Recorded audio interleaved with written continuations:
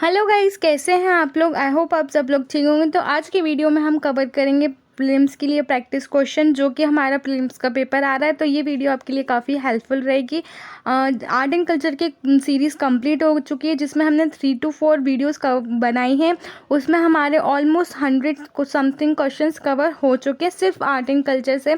तो वो वीडियो अगर आप देख लें और आप उन क्वेश्चंस की प्रैक्टिस कर लें तो आपका आर्ट एंड कल्चर वाला पोर्शन बहुत अच्छे से कवर हो जाएगा। आप जाके यूट्यूब चैनल जो मेरा है वहाँ पर जाके आप चेक कर सकते हैं। ठीक है, चलिए स्टार्ट करते हैं। Dash is the only natural habitat of highly endangered barasingha. जो बारहसिंगा हाईली एंडेंजर्ड जो एनिमल है वो उसका नेचुरल हैबिटेट कौन सा नेशनल पार्क है या कौन सी वाइल्ड लाइफ सेंचुरी, इन 4 ऑप्शंस में से। तो Kanha Kisli is the right answer, because यहाँ पर उसका नेचुरल हैबिटेट है। ठीक है, तो कान्हा किसली के बारे में कुछ फैक्ट जानते हैं। ये एमपी का फर्स्ट टाइगर प्रोजेक्ट है और ये मंडला एंड बालाघाट डिस्ट्रिक्ट, जो हमारा नीचे का जो पोर्शन है एमपी का, वहाँ पर ये वाली दोनों डिस्ट्रिक्ट्स हैं। उसके अलावा इसको स्वयं डियर भी बोलते हैं। Dash is also known as Mowgli land. किसको मोगली लैंड के नाम से जाना जाता है, किस नेशनल पार्क को। तो B is the correct answer. Pench national park को मोगली लैंड के नाम से जाना जाता है। Name of Pench national park, जो नेशनल पार्क है पेंच नेशनल पार्क, उसका नाम चेंज हुआ था 2002 में। क्या नाम रख दिया, प्रियदर्शनी पेंच नेशनल पार्क। ठीक है, और जो हमारी जंगल बुक है उस पर शायद मूवी भी बनी है, मुझे याद नहीं है, पर जो जंगल बुक है वो यही वाला जो मोगली लैंड है उसी से रिलेटेड इंस्पायर है। ठीक है, which among the following is the oldest range. इसमें से कौन सी रेंज सबसे पुरानी रेंज है, ओल्डेस्ट रेंज है। तो कन्फ्यूज़न यहाँ पर क्रिएट होता है सतपुड़ा और अरावली के बीच में, पर Aravalli is the correct answer. Range पूछ रहा है तो अरावली है। ठीक है, और अरावली के बारे में हम कुछ जानते हैं तो गुरु शिखर हाईएस्ट पॉइंट है अरावली का, और ये इंडिया की नॉर्थ वेस्ट, मतलब जैसे हमारा दिल्ली, हरियाणा और राजस्थान के कुछ पार्ट्स को कवर करती है ये वाली रेंज। ठीक है, Pench river valley project is a joint project of the following. इसमें से किसका रिवर, जो पेंच रिवर वैली प्रोजेक्ट है वो किस किस स्टेट का जॉइंट प्रोजेक्ट है। तो answer is MP and Maharashtra. यहाँ पर कन्फ्यूज़न हो जाता है गुजरात, बिकॉज कन्फ्यूज़न इसलिए हो जाता है क्योंकि हम लोगों ने ध्यान से मैप में नहीं देखा होता है। मैं आपको मेरा जो सीरीज़ चल रही है फिजियोग्राफिक डिविजन्स ऑफ एमपी या जो जियोग्राफी ऑफ एमपी का जो हमारा नया सेशन स्टार्ट हुआ है उसमें मैं आगे आपको बताऊँगी पूरे मैप्स के साथ, तो वो आपको काफ़ी हेल्पफुल रहेगा। ठीक है, तो चलिए नेक्स्ट देखते हैं। Climate of MP has been divided into how many parts. जो क्लाइमेट ऑफ एमपी है, क्लाइमेट पूछ रहा है नॉट सीजन्स, यहाँ पर क्लाइमेट ऑफ एमपी पूछ रहा है, तो 4 इज़ द करेक्ट आंसर। कैसे, northern plains, Vindhya hilly region, Malwa plateau and Narmada valley. अगर सीजन्स पूछे तो 3 and climate of MP has been divided into how many parts, 4। The process of soil formation is known as.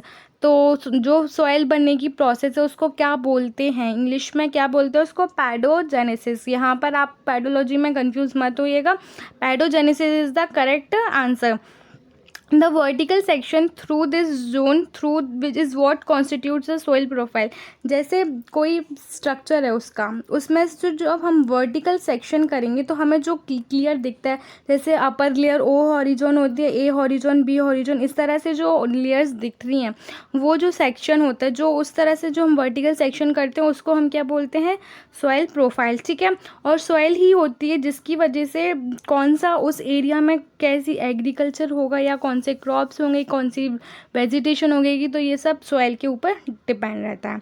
ठीक है, next देखते हैं। MP has dash type of climate. MP में कौन सा क्लाइमेट है, तो सब tropical monsoon type is the correct answer. Mata Tila dam is dash is built on dash river. तो कौन सी रिवर है, सोन, केन, तवा, वेतवर। तो वेतवा ये मैंने आपको कवर कराया था, रिवर्स ऑफ एमपी जब हमने कवर किया था तब हमने बताया था कि माता टीला डैम वेतवा रिवर पर सिचुएटेड है। उसके अलावा जो वेतवा का ओरिजिन ये भी मैंने आपको बताया था, कुमरागांव हिल्स इन रायसेन, और ये उनकी ट्रिब्यूटरीज हैं। The plateau of central India situated in dash of the state. कौन से स्टेट, मतलब स्टेट के किस पार्ट में। तो आप देखेंगे कि हमारा जो एमपी का मैप बनता है तो इस तरह से जो बनता है, तो जो हमारा ये वाला जो रीजन होता है, ये प्लेटी ऑफ सेंट्रल इंडिया में आ जाता है, मतलब हम बोलते हैं कि नॉर्थ वेस्ट में। ठीक है, तो सी इज़ द करेक्ट आंसर। इसमें कौन कौन सी डिस्ट्रिक्ट्स आती हैं, जैसे भिंड, मुरैना, ग्वालियर, शिवपुरी, मंदसौर, और कितना एरिया कवर करता है 10.68%। District with lowest irrigation Dindori, इसको हम आगे अच्छे से डील करेंगे, अभी आप थोड़ी सी प्रैक्टिस कर लीजिए। ठीक है, the highest point of Satpura range, Satpura range का हाईएस्ट पॉइंट कौन सा है, Dhupgarh is the correct answer. जो सतपुड़ा मैकाल रेंज है वो नर्मदा रिवर के साउथ में है, और यहाँ पर सबसे ज़्यादा रेनफॉल होती है, मतलब पूरे अगर एमपी में आप देखें तो जो साउथ वाला रीजन होता है, साउथ ईस्ट वाला रीजन, वहाँ पर बहुत ज़्यादा रेनफॉल होती है, हाईएस्ट रेनफॉल का रीज़न वही है। MP has been divided into how many natural division, ये हम कवर करेंगे। तो इसमें हम देखेंगे कि पहले तो 3 डिवीज़न होते हैं, जिसमें पहले बुंदेलखंड प्लेटी ऑफ सेंट्रल इंडिया और ये सब होते हैं, उसके बाद उसका प्लेटी ऑफ सेंट्रल इंडिया के 5 डिवीज़न्स और होते हैं। ठीक है, तो इस तरह से उसका डिवीज़न होगा, तो 7 पार्ट्स हो जाएंगे उसके हिसाब से।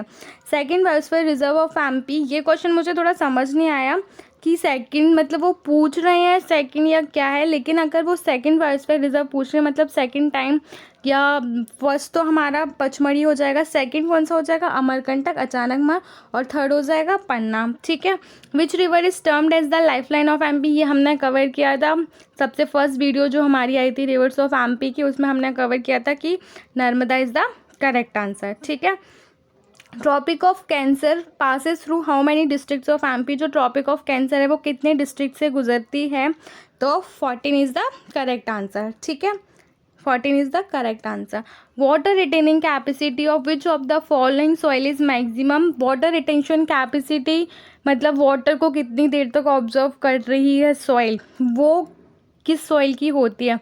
अच्छा, जो वाटर रिटेंशन कैपेसिटी होती है वो क्या मतलब किससे पता चलता है कि वो इतनी ज़्यादा होती है, तो जो सॉइल का टेक्सचर होता है कि सॉइल कैसी है, उसका जो टेक्सचर होता है वो डिफाइन करता है कि उसकी वाटर रिटेंशन कैपेसिटी कितनी रहेगी। ठीक है, तो आंसर क्या है, black soil is the correct answer. ठीक है, तो सबसे ज़्यादा इसी के पास होती है, सबसे हाईएस्ट वाटर रिटेंशन कैपेसिटी होती है, और ब्लैक सॉइल आपको पता है मालवा जो रीजन है हमारा, वहाँ पर सबसे ज़्यादा 27% के आसपास या 40 के आसपास समथिंग, ये जो ब्लैक सॉइल है वो इतना एरिया एमपी का कवर करती है। ठीक है, black colour in black soil is due to the presence of which component, या इसमें से कौन से चीज़ की वजह से जो ब्लैक सॉइल होती है उसमें ब्लैक कलर होता है, ये क्वेश्चन कई बार पूछा जाता है, तो सी इज़ द करेक्ट आंसर। ठीक है, ये हमने पढ़ा कि मालवा रीजन में मिलती है बहुत ज़्यादा, और इसको रेगुर सॉइल भी बोलते हैं, और कॉटन के लिए मोस्ट इम्पॉर्टेंट सॉइल है। अगर आप जो मालवा रीजन आप देखेंगे वहाँ पर कॉटन का प्रोडक्शन भी काफ़ी ज़्यादा होता है इसी वजह से। Soil erosion is a prominent feature of which region of MP, ये भी काफ़ी सिंपल क्वेश्चन है, क्योंकि एक हमारे एमपी में नॉर्दर्न वाला जो रीजन है, चंबल वैली जो नॉर्थ वाला रीजन है, वहाँ पर ये वाला जो इरोजन होता है मतलब सॉइल इरोजन होता है, क्यों होता है, कौन सी इरोजन की वजह से होता है, तो गली इरोजन जो होता है वो अभी हम डील करेंगे आगे। तो गली इरोजन की वजह से चंबल वैली काफ़ी सॉइल इरोजन के मामले में फेमस है, और सॉइल इरोजन मतलब क्या होता है, is the destruction of the upper layer of the earth, मतलब जो अपर लेयर है ना उसको डिस्ट्रक्शन होना। The place of MP which receives highest rainfall lies in which region, तो ये हमने पढ़ ही लिया है, सतपुड़ा मैकाल रेंज अभी हमने पढ़ा था उसी से रिलेटेड है। उसके बाद which of the following is the biggest national park as per area, Nauradehi, Kanha Kisli, Pench और बांधव नेशनल पार्क, तो कान्हा किसली सबसे बिगेस्ट नेशनल पार्क है अपने एमपी का। ठीक है, यहाँ पर हमने क्या देखा था कि बारहसिंगा जो एनिमल है वो भी मिलता है, और ये मंडला बालाघाट डिस्ट्रिक्ट में है। ठीक है, अगर मेरी वीडियोस थोड़ी बहुत भी हेल्पफुल लग रही हैं तो प्लीज़ ज़्यादा से ज़्यादा शेयर कीजिए, सब्सक्राइब कीजिए, कमेंट सेक्शन में लिखना मत भूलिए कि आपको वीडियोस कैसी लग रही हैं। Thank you.